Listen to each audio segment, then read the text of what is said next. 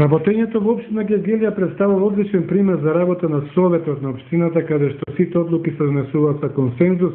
а кој пример треба да надвладе навсекаде во Македонија, оцени амбасадорот на Европската унија во нашата земја Ерван Фуере, по средбата со градоначалникот на општина Гевгелија Иван Франгов и председателот на Советот и координаторите на политичките партии кои партиципираат во Советот на општина Гевгелија.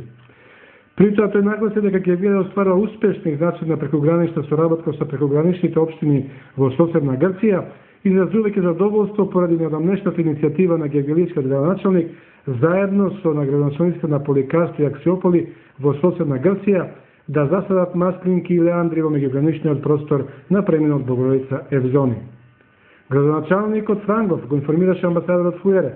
за остварувањето на децентрализацијата во општина Гевгелија и на тамошното пренесување на државните надлежности на општината, кој ќе биде заокружено со пренесувањето на градежното земјиште во општинска надлежност од 1 јануари 2011 година.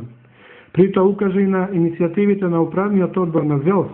за проширување на општинските надлежности и во поглед на земјоделското земјиште, како и при контролата на експлоатацијата на минералните суровини. Исто така Франгов информираше за успешната прекогранична соработка на општина Гевгелија со пограничните општини во соседна Грција, пред се Поликастро и Аксиополи, кој резултираше и со конкретни проекти како што беше мостот на Сува река, финансиран од фондовите на Европската унија.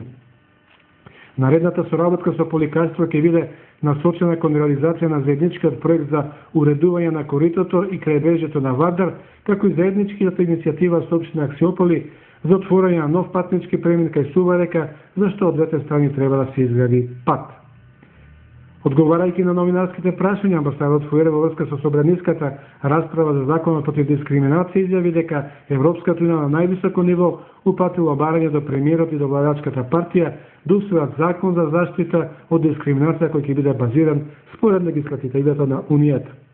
Се надевам, рече тој, дека партиите во собранието ќе ја прифатат пораката. Напуштањето пак на СДСМ на координациите кои ги организира председателот на собранието Трајко Вилјановски го оцени како инцидент и изрази загриженост поради отсуството на опозицијата од координациите. Исто така тој изрази надеж дека проблемот ќе биде надминат со изноѓање на решение за координација меѓу сите партии во собранието и итно решавање на прашањата кои доведа до негово појавување. На прашањето околу неработењето на локалното радио во Гевгелија, градоначалникот Иван Франгов изјави дека од почнатата трансформација на Радио Гевгелија, општината не е основач веќе и нема никакви надлежности околу работењето на овој локален медиум, кој поради неокончаната трансформација подолго време не работи и дека не се работи за некакво затворање на овој медиум. Инаку, во денешната посета на општина Гевгелија, господин Фуере го посети средното општинско училиште Јосиф Василовски, каде ја разгледа новата спортска сала, а потоа на граничниот премин Богородица се запозна со техничките новини кои се воведени на граничниот премин Богородица во поглед на следењето на европските начини на контрола и проверка на патниците кои секојдневно ја поминуваат македонско-грчката граница.